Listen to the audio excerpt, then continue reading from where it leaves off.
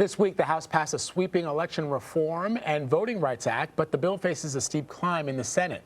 The action comes after the 2020 election was met with record voter turnout that led to the Democrats' takeover of the White House and the Senate. Voter access was a central issue, especially in states like Georgia and Arizona, where the presidential and Senate races were tight.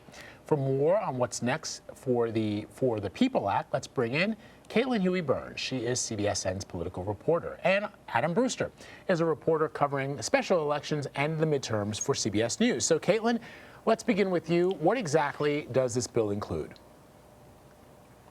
Well, this is a very wide bill that the basic tenets of it are that it creates a national voter registration, automatic voter registration. It also implements vote by mail across the country, absentee voting.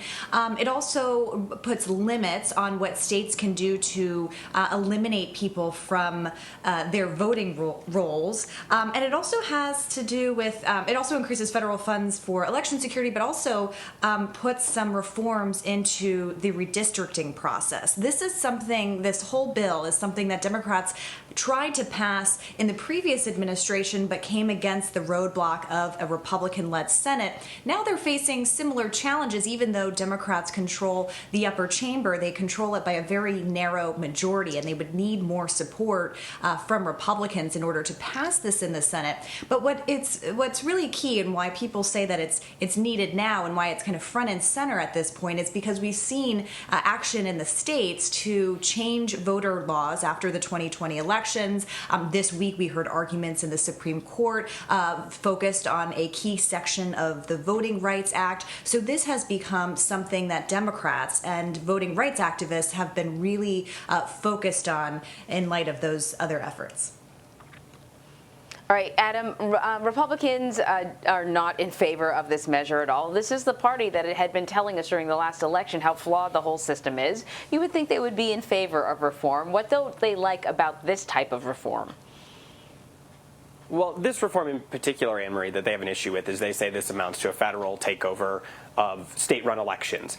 They say that this doesn't allow states to take steps to put in election integrity or election security measures that their constituents believe are needed. And we've seen the Republicans united about this. They spoke about it against it at CPAC last week, the conservative conference down in Florida. Former Vice President Mike Pence came out and spoke for the first time, since he left the vice presidency, against H.R. 1. And some of the measures they don't like are some of the things Caitlin brought up, requiring states to allow no excuse absentee voting, requiring automatic voter registration, having ballots count a certain period after Election Day if they arrive through the mail. There are just things in this that Republicans disagree with in terms of the way elections should be conducted, and they say this just takes power away from the states. What it would really do, it doesn't set a ceiling on what states can do. It just raises the floor in terms of what states have to require for an early voting period, for allowing anyone who wants a mail ballot to cast one, and certain other provisions like that. But they say this takes too much power away from the states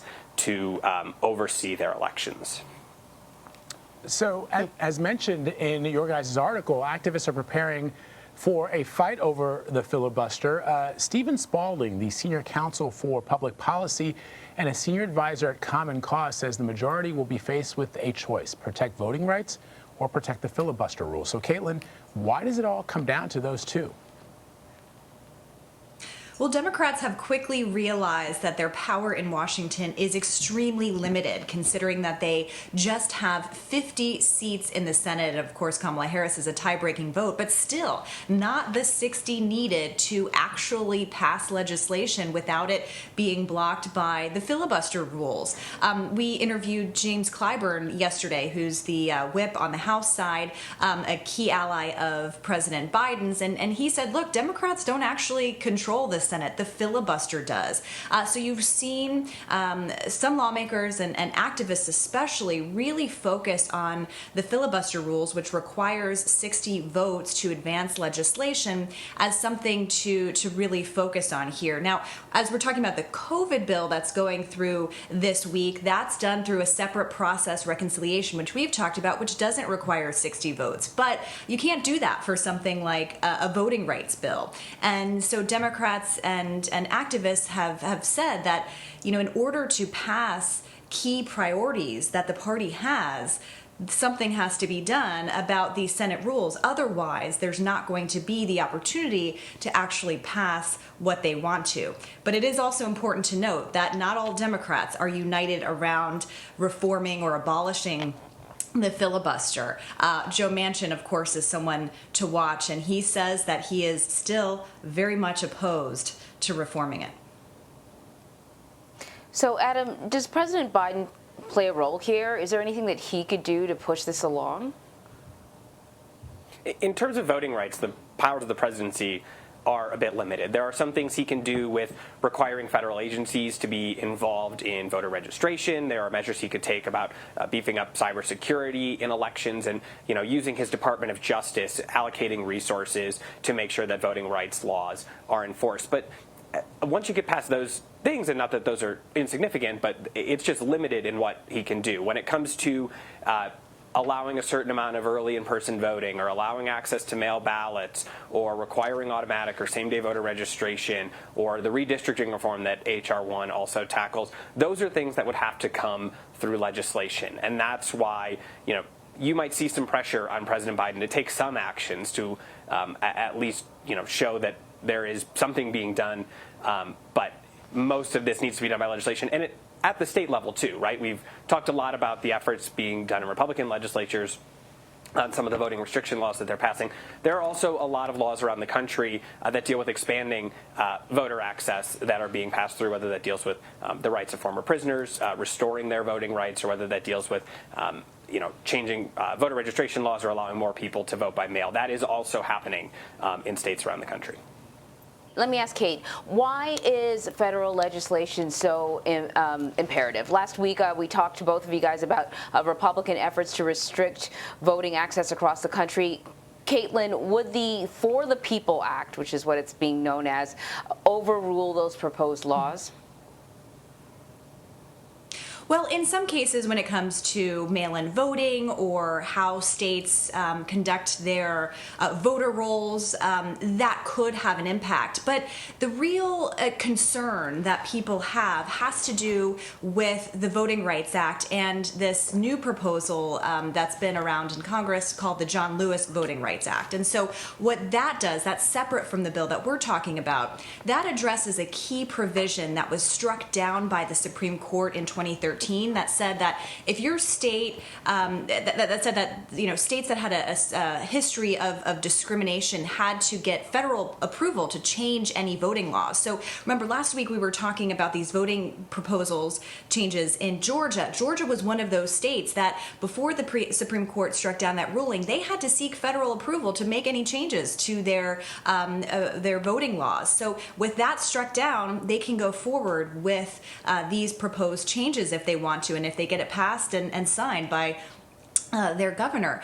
So what activists and lawmakers have been really focused on in terms of that provision is on this John Lewis Voting Rights Act, which would resurrect that provision. And to Adam's point, because the administration is limited in what it can actually do, you're going to see people really focused on that. And Jim Clyburn told us that he expects that to be passed later on, probably around Labor Day. But that could also, of course, face a filibuster in the Senate. And remember, a few years ago when former President Obama gave the eulogy for John Lewis, he came out and kind of made some news in that eulogy by saying that he supported eliminating the filibuster when it comes to voting rights because he said it was, quote, a relic of Jim Crow, of course referring to the ways in which the filibuster was used to try to thwart civil rights, going back to Strom Thurmond. So that's something that kind of has been at the center of this, and that's why this clash between voting rights and the filibuster is likely coming to a head at some point. Yeah, Adam, do you want to add to that?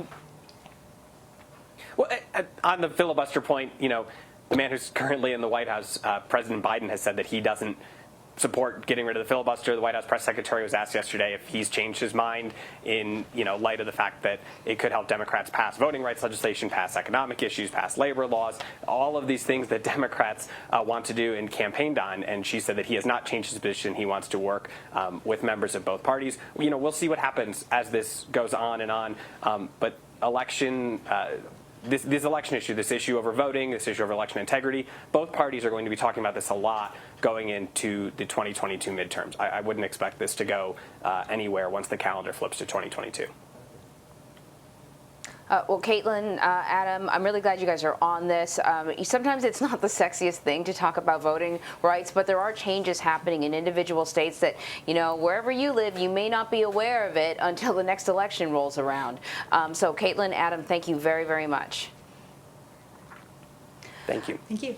And, of course, you can read Caitlin and Adam's full report on voting rights and the tough choice to potentially kill the filibuster rule online. Just head to cbsnews.com.